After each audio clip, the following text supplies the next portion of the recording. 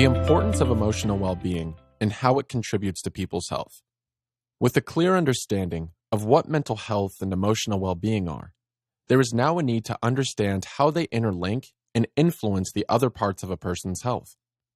This is not only useful to understand how all aspects of health coexist and impact each other, but it can also increase your awareness of where you can interrupt this cycle of poor mental health, emotional well-being, and physical health.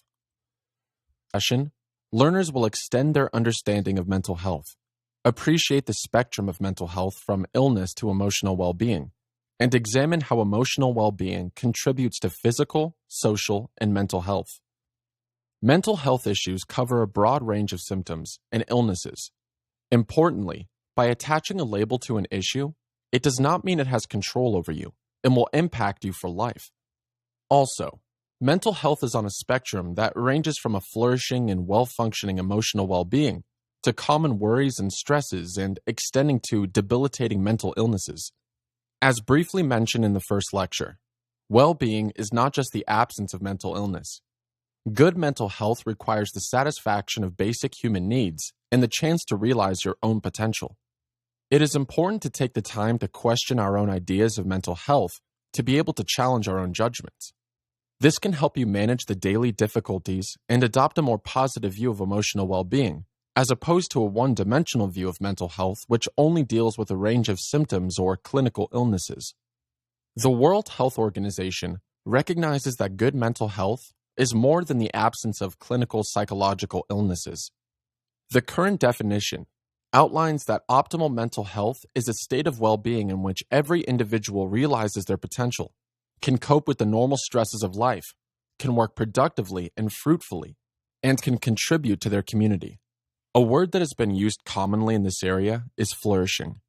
When people see a purpose, have a sense of belonging, and feel they have a coherent life, it provides a sense of well-being.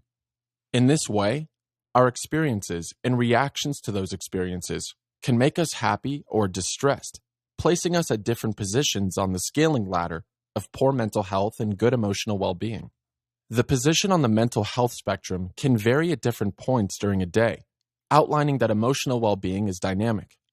You do not have or not have mental health, as it is more complex than that. Differences in individuals mean we experience life quite differently from one another, and the factors which impact where we find ourselves on the spectrum from day to day will vary. Stress relates to situations or events that put pressure on us. Stress is a response to being placed in situations causing feelings of worry, lack of control, and distress. Responding to situations is a very personal thing, but what is agreed upon is that being exposed to stress regularly can lead to the development of mental health illnesses like depression and anxiety. The presence of pressure and stress is important for humans to take action, feel energized, and achieve results. However, when stress becomes overwhelming, it becomes an issue.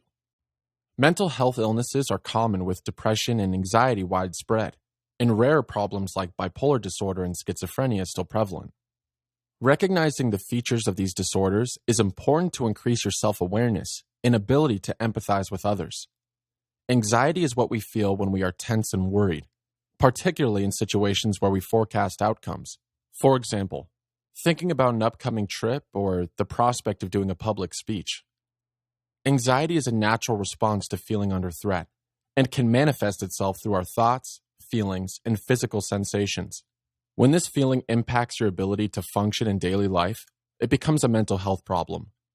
This may include, but is not limited to, when your anxiety is very strong and lasts a long time, your worries are out of proportion for the situation, your worries are very distressing and hard to control, and you regularly experience panic attacks. Depression, on the other hand, is a low mood that affects your daily life. Like other forms of mental health, depression can be transient and be at different levels of severity. When severe depression can lead to thoughts of suicide and hopelessness.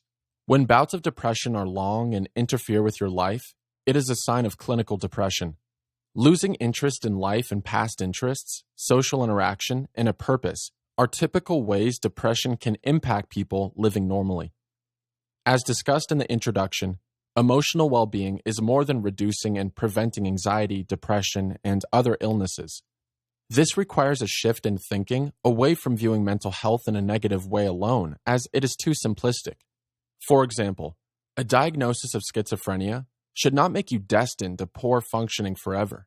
Additionally, in situations when you look to reduce mental health symptoms, it does not guarantee good emotional well-being.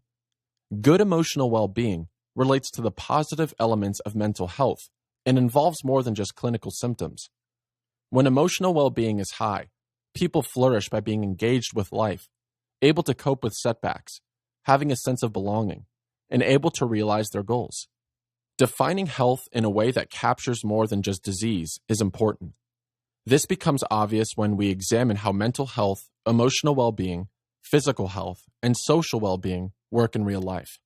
Traditionally, in medicine, the assumption is that exposure to something causes a symptom due to changes to an underlying root cause.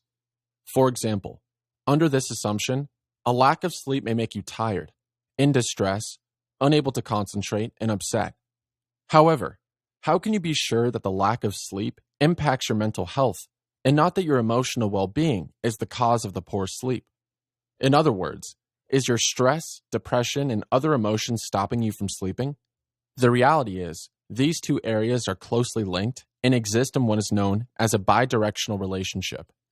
This means that they can cause a change in each other. This becomes more complex when you consider that an inability to sleep is also linked to psychiatric disorders and other chronic diseases like type 2 diabetes. Additionally, poor emotional well-being also has a relationship with increased blood pressure and diabetes, outlining how each area of a person plays a role in the complex web of health. Although this can seem overwhelming, it does offer ready-made strategies to try and enhance emotional well-being. For example, increasing physical activity has a direct link with improving emotional well-being, lower mental health issues, and improving physical health. Also, as you adopt these tools to improve emotional well-being, it has a multiplying impact, as those who are active also have lower isolation and are more engaged with society, further improving their overall health. The relationships mentioned above take time to establish. However, even daily situations illustrate how emotional well-being has a direct impact on physical and social well-being. Remember that our well-being is based on how our thoughts, actions, and feelings interact with our environment and the stresses we are put under. A classic example is a bad day. You wake up after a bad night's sleep, and your thoughts are somewhat miserable about the day ahead. You then are placed under additional stresses like the shower not working, being late, and not being able to find your keys. Suddenly, your thoughts and feelings are causing distress and knock-on physical changes, including increased blood pressure, heart rate, muscular tension, and maybe even pain. You are short-tempered and snap at those close to you, who, although are in the same environment, have not had the same responses. Suddenly, your emotional well-being has not only decreased, but it also has impacted your physical health and social health. Remember that emotional well-being is not just about being happy. It is about being engaged in life, achieving your goals, and flourishing. In another example, taking a walk or run outside makes you feel calm, gives you a sense of achievement, gives you a sense of self-esteem and purpose. Regardless of the physical health benefits the exercise gives you, of which there are many, the changes to your emotional well-being also influence your physical health. This provides an additional physical benefit as the changes to emotional well-being impact the stress response, our immune system, and the brain's chemical and hormonal control. In the example of the run, we also see a knock-on impact on the person's social well-being. The improvements to emotional well-being mean this person will be more open to conversations, more confident in those interactions, and will seek out opportunities to obtain those feelings again, so they may invite friends along to exercise or join an exercise group.